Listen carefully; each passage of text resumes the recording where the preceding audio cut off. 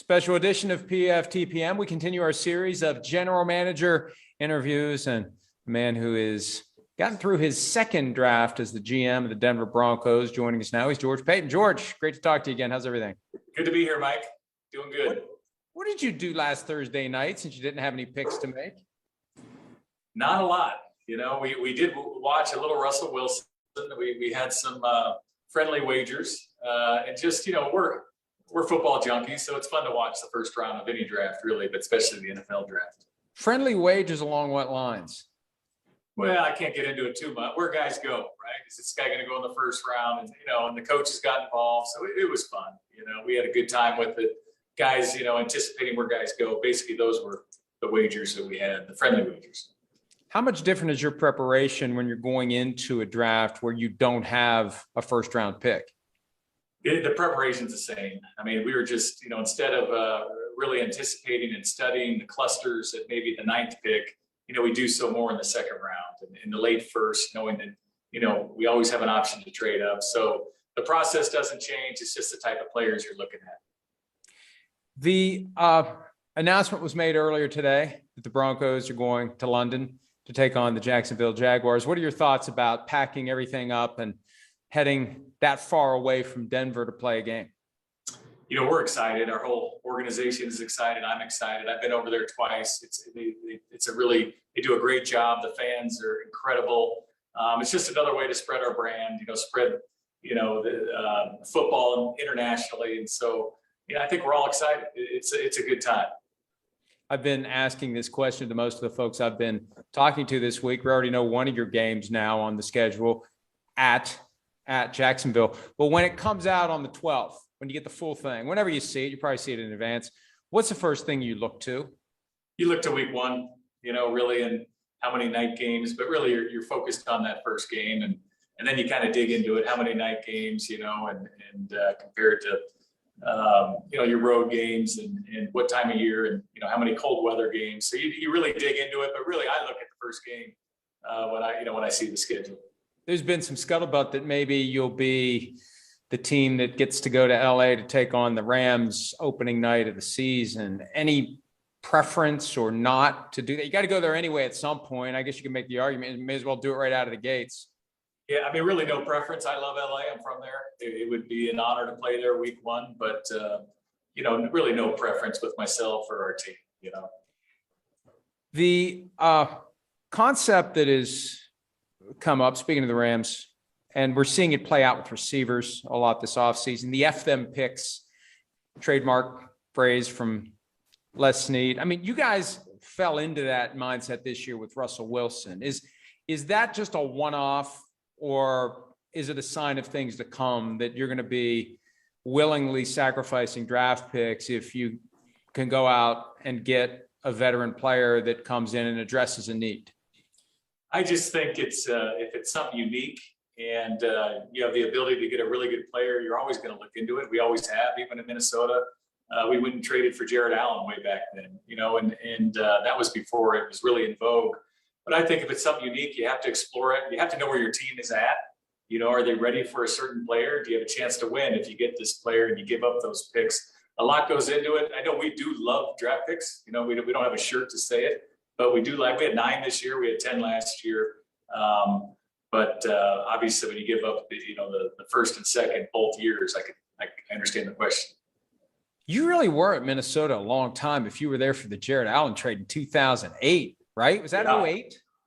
I think it was 08. Yep. God, I remember Rick explaining to me why the move was made. It's like Jared Allen is your first round pick, and you're adding a third round pick as insurance that your first round pick is going to hit, because you know that Jared Allen's going to hit. He hit. It worked. You know, it doesn't always work. That worked, and hopefully this works.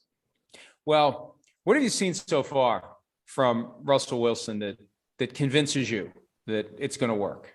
Yeah, I mean, just the leadership from a day-to-day, his obsession with winning and the process of winning, and you feel it, and our organization feels it, our players feel it, and then you watch him on the field, and obviously he's extremely talented. We think he's one of the top quarterbacks in the NFL. So you feel it every day with Russ, and he really loves the process of winning. So it's fun. It carries throughout the building.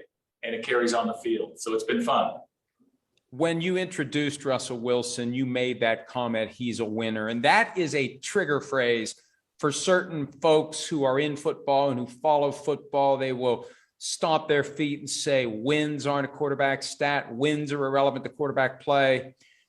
I have my own opinions on that matter, and I'm curious to hear you elaborate on how that intangible quality, that history of winning, affects and influences a guy's performance and also the performance of everyone around him.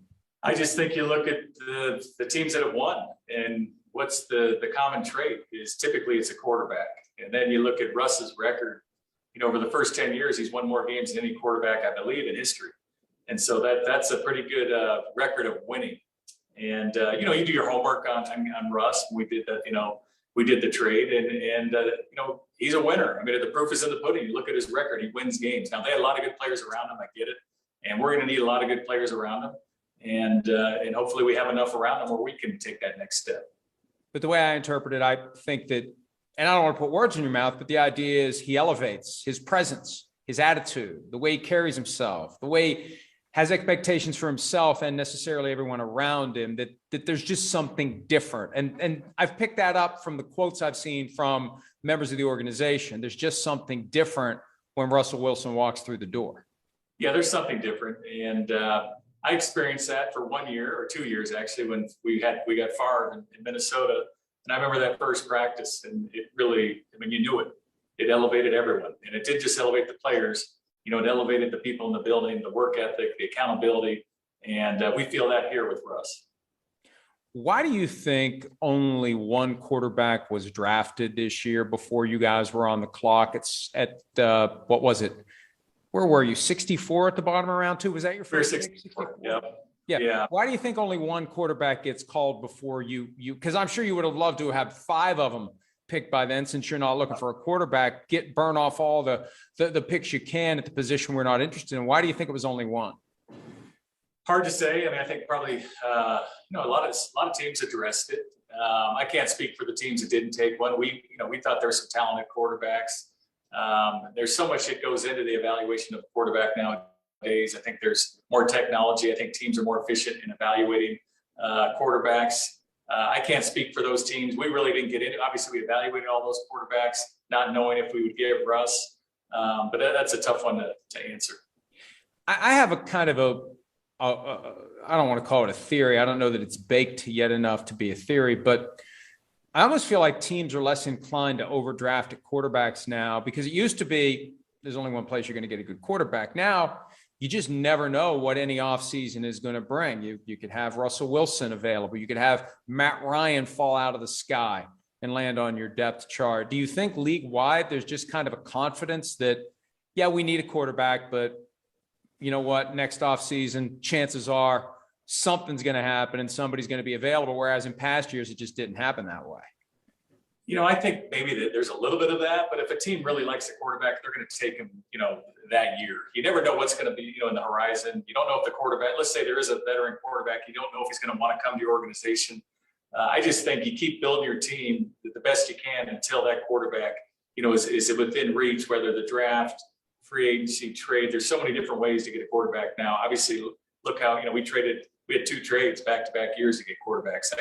You keep swinging until you get one, because if you don't get one, it's really hard to win.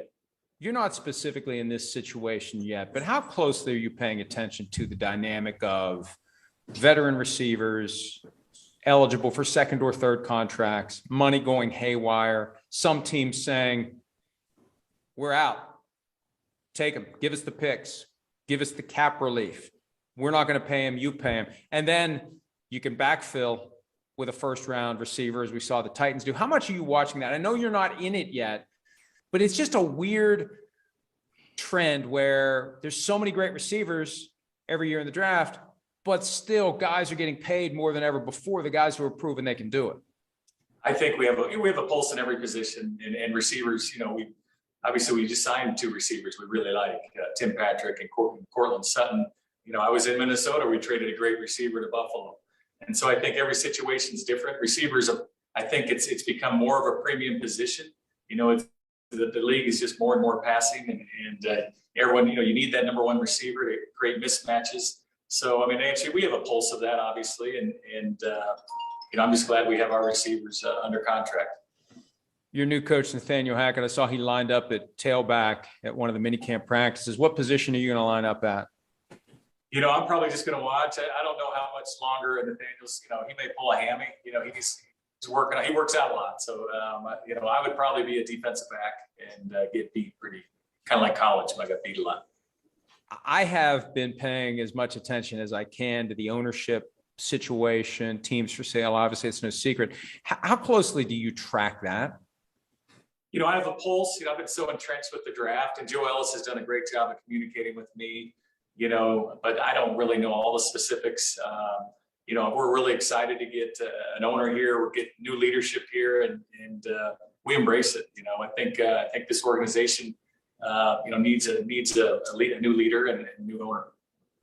Well, next up, the schedule. We'll see where the Broncos start the season. Maybe it will be on NBC Thursday night against the Rams as they hang a banner. Banner's hanging behind you. You're chasing another one. All the best in your pursuit, George. Thanks, as always, for some of your time. We look forward to talking to you again. All right, Mike. Great talking with you. Thank you. Thanks, George. Hi, I'm Mike Tirico, and thanks for watching. Make sure to hit subscribe for the latest news and highlights from NBC Sports.